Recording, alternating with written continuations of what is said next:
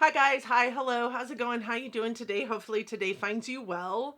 Today I am doing a tag video that I have seen kind of circulating around the YouTube space for the last month. Some people that I regularly watch have done this tag. I think it's actually been going around since March. It's a tag that was created by Kate the Great, who I watch probably less frequently than I watch some of the other ones that I mentioned, and God knows why, because she is fantastic. And also Better Off Red, which is somebody that I never watch, and I can't imagine why I never watched them, because I went to her video and watched it after, I watched Kate's, and she's fantastic. So why I don't watch her, I have no idea. But I'm going to link those channels down in the cards, and I do suggest you go watch theirs also, because this is a really fun tag. I have a hard time answering some of these questions because obviously I have less than 900 subscribers. I'm far, far smaller as far as content creation goes than they are, and what, they're able to achieve and what I have achieved in my time here on YouTube. But I do have more than 500 videos out there. So like, I legitimately fall into this content creation kind of mindset. Like, I've been heavily in this for 5 years. So I wanted to do the content creator confessions tag, and I hope that you're in for it. For those of you who are new here, my name is Donna. I am a lover of all things high-end colorful beauty and self-care. I also work in the beauty industry at Ulta Beauty as a district leader, and I get a lot of education in my position. I like to bring you all that education, so I do things like reviews, shop my stash, project pan, beauty empties, beauty hauls, all the regular YouTube content that you're going to see in the beauty space. But I also just kind of like to talk about makeup. So I hope that that's also something that you like to do, because that's what we're doing today, is we're just kind of talking, having a little chit chat, and these are the funnest videos. I really truly think. I'm a little bit nosy. A lot of people on this space are a little bit nosy. We like to find out as much as we can about the person that we're watching, right? I am a consumer as well as a creator, so I love these kind of videos, and I hope that you do too. So with that said, no further ado, let's roll into this tag. The first question is, how do you feel about the term influencer, and do you feel you are one? So this is an interesting question for me specifically, because in my job as a district leader for Ulta, no, I did not say district manager, I am not a people manager. So I am what they consider an influencer. So I go in and influence behaviors and decisions to be made based on the boutique and services business. That is my job description in a nutshell. So not only am I considered an influencer here on YouTube, but I am also considered an influencer at work. Do I love the term? No. If anybody asked me, and when I talk about it like out loud to other people, I tell them I'm a content creator on YouTube, not an influencer. I never say beauty guru unless it's in sarcasm. I never say influencer unless it's, I can't even say it out my mouth right now without feeling stupid for saying it. Do I feel like I am one? Ultimately, sure. Not only in my workspace do I influence decisions to be made in regards to behaviors to drive business, but I also sit here and I am on YouTube and I create content that tells you whether something is good enough to purchase or not, in my humble opinion. So I guess, yes, I am one, but do I love the term? No. I think it's very pretentious, if I'm honest.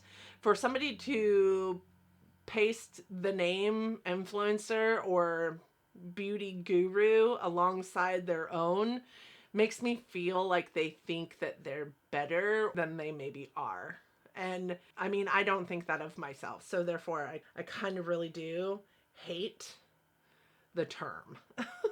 How did you decide to become a content creator? So I didn't get into makeup until about 5 years ago, and I'm 45. Up until that point, I had done nothing but wear eyeliner. I don't even think I knew what a skincare routine was. I didn't wash my face except in the shower. Like, it's very cringe to think about like how my skin got to this place when I don't drink water, didn't take care of it. Like, I think I have really great skin for somebody who came from like a place where I wasn't really ever doing anything to take care of it, right? So when I thought about content creation, it's because I got into makeup really like rapid fire. And the biggest reason, the biggest driver for me getting into makeup was purchasing a palette I thought was beautiful. And then my spouse saying, you'll never use it. You just like buying beautiful things. And me saying, I'll show you. And then me really watching, like diving into the content. And I thought, I could do this. I could do this. I love talking about makeup. Nobody here wants to listen to me.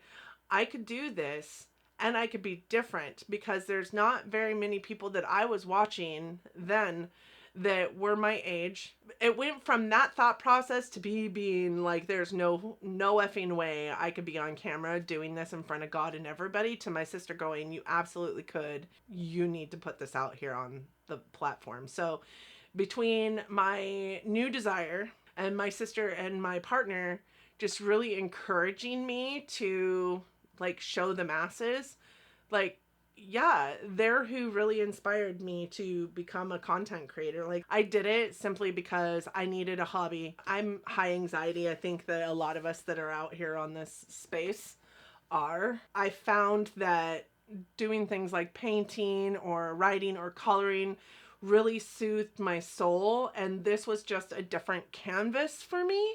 So to have those anxious moments come in, play with my makeup, talk to a camera, and have my anxiety go from 10 to almost nothing really provided a service to me also. So it's not, for me, it's not about getting out here and making a buck, because obviously I've been doing this consistently 3 times a week for the last 5 years and I'm not making a damn dime at it. It's just about the fact that it soothes my soul. What's your experience with knowing other creators in life, good or bad?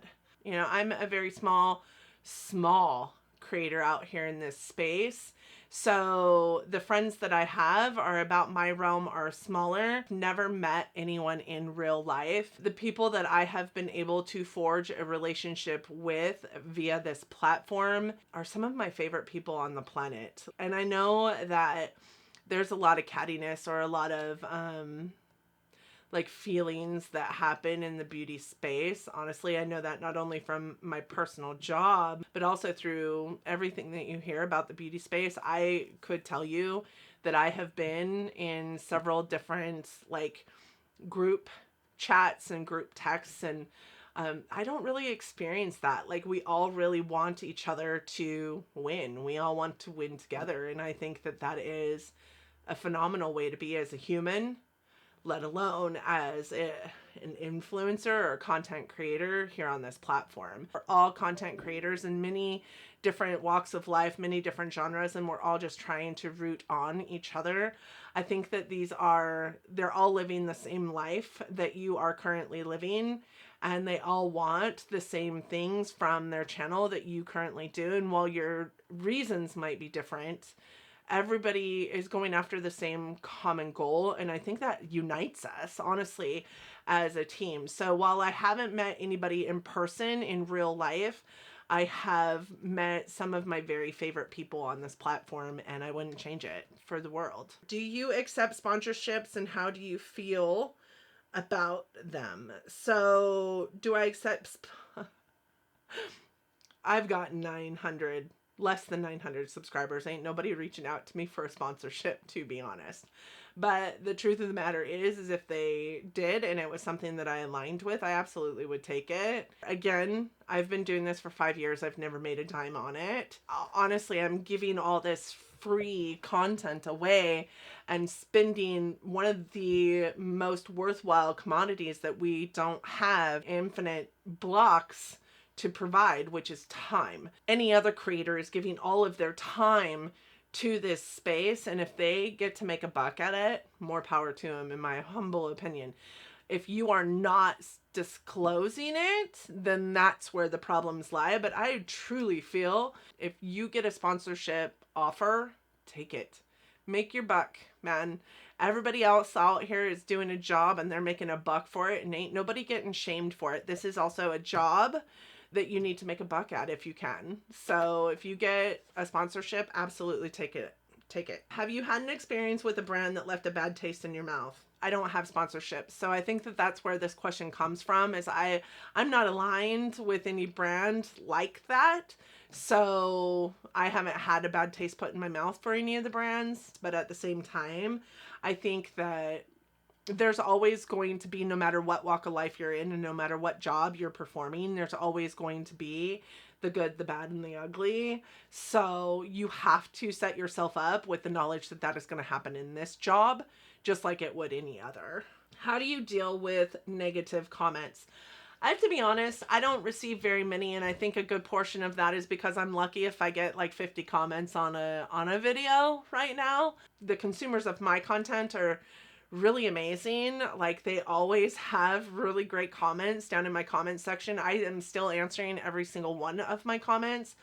I did get one years ago. I've gone through, a healthcare journey. I gained a lot of weight right after I started this channel. Around that time, I started getting comments in Spanish about how large I was. People were calling me pig in Spanish. In a real long drawn out sentence that was in Spanish. Lucky me, I have taken some Spanish classes. I also live in Eastern Washington. We have a really heavy, Hispanic community. My friends that are Hispanic have taught me some Spanish. And I knew what the comments said. The comments, there were a couple of them, said. And I just responded back with, note that I can read this even though you've put it in Spanish. If you don't think that I can read it just because it's in Spanish, you're wrong. What you're saying is very hurtful. Thank you for your engagement. I think that what people don't understand is when they are leaving a message, any message, even a negative message, they're engaging with your channel. And when I was getting that, I had like 450 people on my channel. I was getting maybe 9 or 10 comments on a video. So I appreciated every single comment. I didn't delete it. I didn't anything. I just left it there. But also let them know that I could read it. Like, just because you're speaking in a language or writing in a language that you think I don't understand doesn't mean I can't read what you're writing.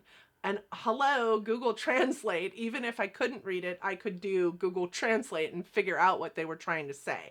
Here's what I also have to remember. I'm 45 years old. I'm not out here to prove myself to anybody. I'm not out here to get everybody to like me.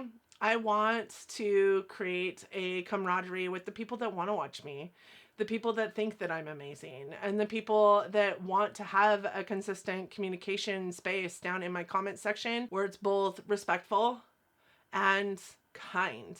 I accept constructive criticism very, very well, actually, but kind and respectful are the keywords there. Like, I'm not out here to prove anything to you. If you don't like me, cool beans. You don't have to watch, and I don't need you to watch. I'm not here for you. I'm here for me, and I happen to be also entertaining you at the same time. That's a perk. That's a perk for me. That also should be a perk for you. So if you want to leave a negative comment, cool beans. If you don't, that's also cool beans. It's no skin off my back, because overall it's engagement. And at this point, that's what I want. Also, I might add, I have a really thick skin. I have 6 kids. If you don't think that one of those kids has not said some of those very same words to me, you're absolutely wrong. If you know anything about a teenage boy or an 11-year-old girl, you know that you're wrong. Just saying. What's your biggest pet peeve when it comes to comments? So my biggest pet peeve when it comes to comments, I thought about this for a while. I like constructive criticism, but I hate it when constructive criticism goes to, you need to buy blah, blah, blah, X, whatever the item is. I'm buying everything. Nobody else is paying for any of this. I'm buying everything. You don't know what my financial status is, so for you to sit on the comment end of my video and tell me that my lighting is poor and I need to buy something to make my lighting less poor, I'm not making any money at this. So how dare you tell me to go buy something else? I've already sunk, thousands of dollars into to create in the fashion that I'm creating currently. How dare you tell me to go spend more money to make none? That's ridiculous to me. It is ridiculous to me that somebody sits on the comment section of a video and says, your lighting is shit, go buy this, and then I'll watch you. I don't need you to watch me. Like, what? When? What? Okay, don't watch me then. I mean, I don't care. I mean, even if I had 100,000 people watching me, I couldn't imagine that I would give a shit about the one subscriber that needs me to go buy a certain palette or they're not watching me, or go buy a certain camera lens or they're not watching me. If it isn't working for you, I'm sorry about that. I went out and bought a mic system, and I did this for one subscriber who consistently talked to me about the sound in my videos. I'm sorry. I'm not doing that again. It was a lot of money that I didn't have at that moment to make one person happy. The one person that was complaining. I guess that's a pet peeve for me. Don't sit not knowing what's going on in my life on the other end of my video in the comment section and tell me what I need to do to make you happy. I'm doing this to make me happy. If I entertain you at the same time, that's a perk. Man, that got heated. I'm super sorry about that. What is your favorite part of being a content creator? So my favorite part of being a content creator is, much like I said earlier, like it just takes any anxiety that I have in the moment in the day from 10 to 0. It's really relaxing. I don't really have a social life, but this makes me feel like I have a social life. I don't have a lot of friends, but this makes me feel like I have a lot of friends. You know, I have 900 people that come to my channel. What? I don't know 900 people in real life that I care to know to the extent that I know some of these people that are subscribed to my channel. There is a lady that watches me whose daughter is on YouTube, and she reached out to me through my comment section, loves my content, loves me, asked me for my phone number so that we could text back and forth. We text back and forth. Hey, what's up, Christy? I love her so much. I love her daughter so much. They are the nicest people on the planet. The people that I have met through this space is my favorite part. I have opened myself up to friends that I would have never met before in my entire life. And some of them are the best people I think I know on the planet. That is my favorite part. The fact that it soothes my soul and the way it soothes my soul, that is my favorite part. What is your least favorite part of being a content creator? I would say editing.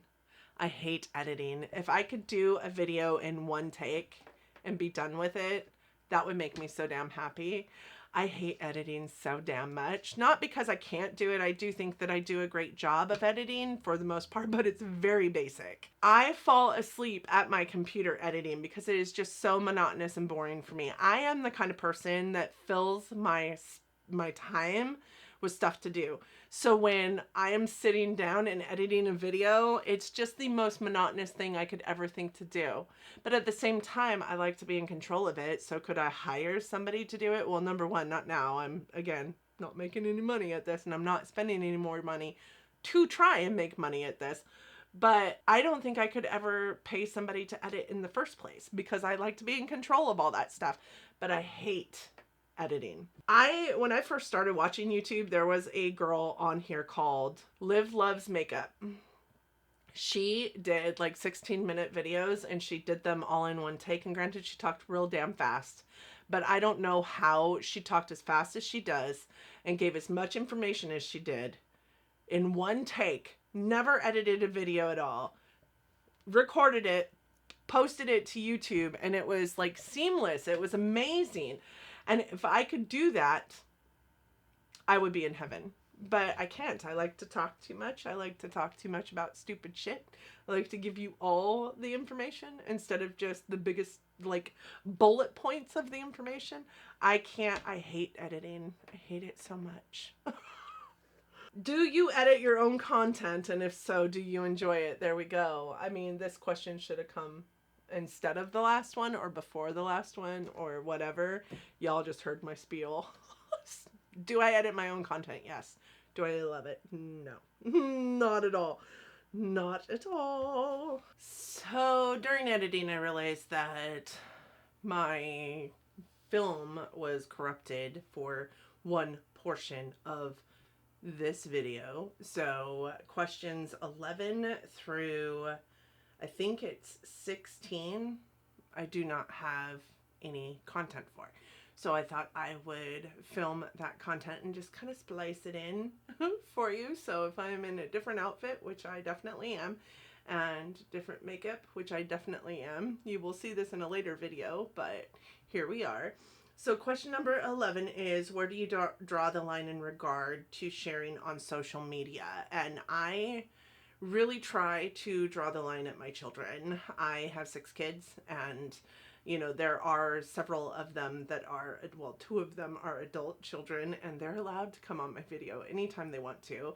But my younger children, I try to keep at bay. My youngest, my 10-year-old daughter, does want to be in my videos often, and I tell her that we can, and then I kind of get like these feelings inside of me of like dread for putting her out there. She has been in a couple videos, but I don't want, this isn't a family channel, right? I mean, it's family friendly, I think, but I don't think that it is a family channel, whereas I am broadcasting my children all over the internet for everybody to see.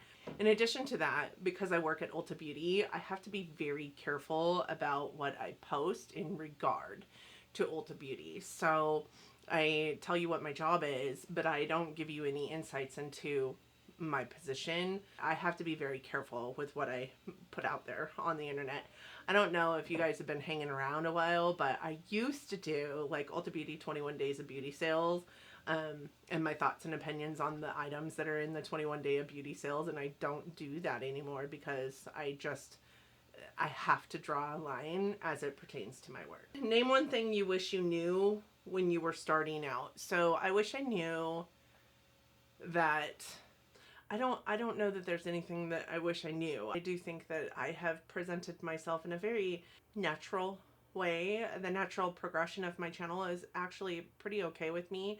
I never jumped on this train to make money at it. So I think that this question comes from people who actually want to make money at it, or are bigger and better and are making money at it. I'm not, and that's totally okay with me, because I didn't jump into this to have it be my career.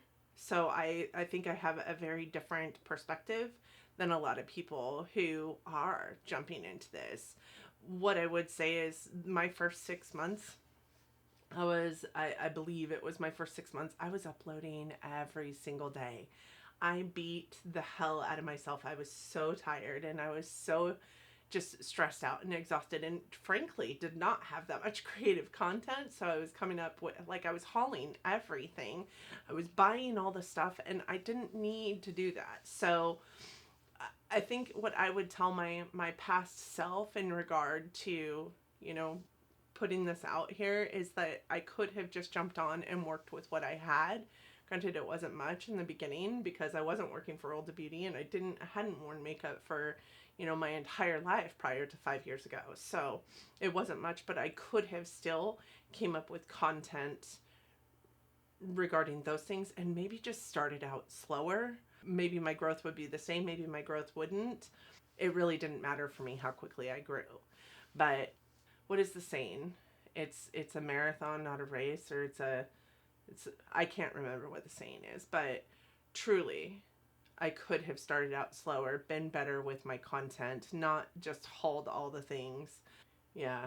Number 13, is there any change you'd like to make to your content in the future? I don't know, because right now I'm just happy doing what I'm doing. This soothes my soul. I hope it soothes your soul also. I named my channel My New Obsession so that I could switch, like if I decided that I didn't want to be part of this community anymore, or makeup didn't interest me anymore, that I could switch up the content. But I think I've answered this in the past. Like, I have recently deep dove into the planner content, and I have been thinking about adding an extra video to my lineup that is just surrounded by planner content. But at the same time, like, my passion in it and sharing it isn't the same as it is for beauty. So I don't know that I will ever do that. What company or collab is your dream? I would love to collab with Angelica Nyquist because I feel like we're roughly the same age and we have roughly the same makeup aesthetic. As far as a brand collab, like, Natasha Denona is my favorite. 'Tis the dream, but that'll never happen. Like, I love project panning, so it would be fun to create a panning thing with, like, It's Just Steph is one of my favorite panning content creators, or Christina Chang, also one of my very favorite content creators. I would love to create a panning project with one of them. Like, those three stand out to me the most when I think of who would be my dream collab. Other than that, like, I have a lot of favorite content creators. Alexandria Ryan, Samantha March, all kinds. I could go on and on and on, but those three would be the ones that I would love to create a panning community tag. Colitis would be fun to collab with. Who else? ABH is one of my favorites, or used to be. I guess I haven't bought anything from ABH in so long, but yeah, I don't really know. I'm not big enough that I ever think about these things. What other creator do you admire or want to work with? I think that's a redundant question because I just answered that, I guess. Maybe company collab, company/collab was about companies. So Natasha Denona, ABH, Kaleidos would be awesome. Content creator, Angelica Nyquist, Samantha March, Christina Chang, It's Just Stuff, those people. So take those two questions and kind of merge them in together and you have the answer for both. Number 16, what kind of content do you hate? So I actually really, really don't like.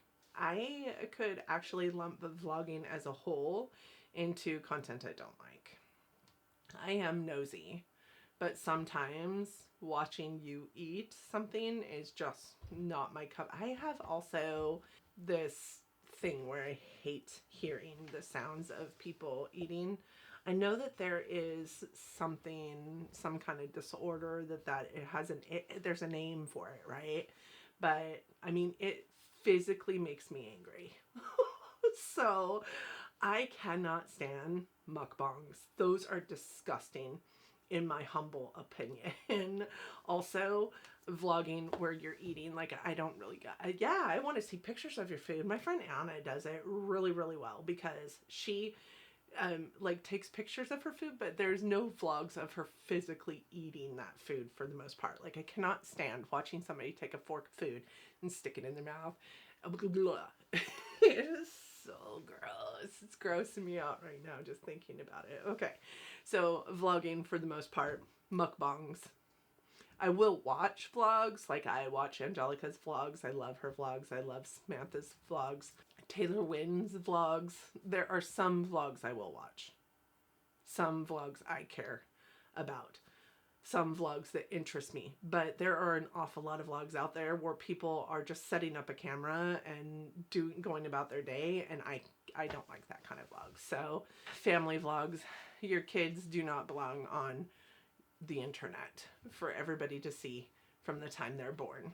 I mean, that's just a personal opinion. If you're doing that, more power to you, but that's just my personal opinion. So I used to watch Hannah Smoky Glow for the longest time, but I quit watching her because it seems like a lot of her content these days is raging about something, and I don't need that kind of atmosphere in my life. So I quit. I don't like those kind of contents, those kind of videos either. So don't come for me. I like Smoky Glow too, but you have to admit a lot of her videos lately are just kind of raging about and full of negativity. Who needs that energy? I certainly don't. The very last question is, have you ever had to deal with cancel culture, and if so, how? I think everybody in the beauty space has had to deal with, or has had cancel culture impact them in some way, shape, or form, because if brands get canceled, we can't show their brands on our channels anymore, or, potentially have people in the comments section telling us how awful and how, you know, deplorable we are because we showcased a Kat Von D palette on our channel or something like that. I myself have never had to deal with cancel culture from a personal perspective, but I do know that, you know, I have gone through peaks and valleys in my YouTube space where I've used like a palette or a product that I've had to worry about putting down in my description box as a product that I'm using because said brand or said person that owns brand or said whatever is canceled in the beauty space. With that said, I finally got to a point where I was like, I'm going to use what I use. I'm not here about the drama. I'm here about the makeup. And yes, I understand that said brand did this or said person said that. I don't have to agree with that to continue to use the products that I already purchased from said person or said brand prior to even having any knowledge with this. If I'm being 100% honest with you, I don't watch a whole lot of drama. I don't watch a whole lot of news. I don't watch any of that stuff because it puts my anxiety. And just a reminder, this is where I come to deplete my anxiety. Those kind of things put my anxiety back at 10. So because you always want to be a good person. You always want to align yourself with better people than you. You always want to show up as your best self. And so getting involved in that kind of stuff really puts you in a place where you feel like you're not your best self, where you feel like you're not aligning with the right people. And I try not to think about that when it comes to this space. I can't be held responsible for picking up a Farsali Skin Tune Blur Primer and saying, I used this on my face today, and then, you know, I purchased it 9 months ago, and yesterday, owner of Skin Tune Blur Farsali Primer did something horrendous.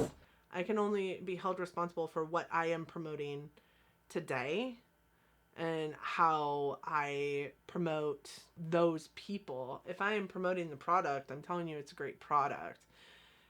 If that person did something wrong, I'm sure that you can go online and find somebody that provides a product very similar that hasn't done something wrong. And to be frank, let's just be honest right now. I didn't grow up in an age where the internet existed. So I don't even think about that shit if I'm honest with you guys. Here at work, in life, with my kids, professionally, personally, and on YouTube, I try and be my best self, and that's all I can do. I don't know how I deal with being canceled for something that I said that might be wrong, that somebody didn't give me a chance to correct. There are some people out there that have done horrendous things in their life, but when did they do that horrendous thing, and how long are we going to hold them responsible, and are they changing? Are they showing that they're changing? Like, I have a huge thought process on this, probably far too large to go into in this video, but I myself have never had to deal with cancel culture personally, and I don't know how I would deal with it, if I'm honest. I think I hit every single question. There should be 17. Let me know what you guys think of my answers. Yes, I got a little bit heated. I am super passionate about this space and what I'm doing, and I wouldn't still be doing it for free 3 days a week if I was not passionate about it. But I also really just love listening to people talk about their journey and anything that they're doing. So I would be interested to hear your guys' thoughts. I'm sorry if I offended anybody. That was not my intention. My intention was just to come out here and tell you how I feel about these things. I am that person for you. I am somebody who holds myself at a level of integrity that is pretty high, but I also hold myself at a level of honesty that doesn't allow for me to sugarcoat a lot of things, and sometimes that offends people, and I understand that, and I apologize if that is the case with you. Know that it's not my intention. I never mean to hurt anybody's feelings. I never mean to be offensive. But that wasn't my intention with anything that I had to say. So please, please just take everything I say and, know that I'm coming at you with the very best intentions for sure. Thank you guys so much for watching my channel. I appreciate every single one of you for being here. If you're new here, hi. I hope that you loved it so much that you want to subscribe. I would love to have you here. I would love to welcome you in personally. So let me know if you are a new subscriber. I would love to say, hey, how's it going? And welcome down in my comment section. I would be interested to hear your answers on this. So if you are a content creator out there, an influencer, if you will, please let me know if you're going to do this. Tag me in it. I would love to come and watch it for you, show you some love on your content as well. But that being said, I hope that this month is treating you all kindly. I hope that you and yours are well, that you are staying safe and healthy in this crazy, chaotic world that we're living in right now. I hope that you are all loving each other, but loving each other from afar. And until next time, bye, my friends.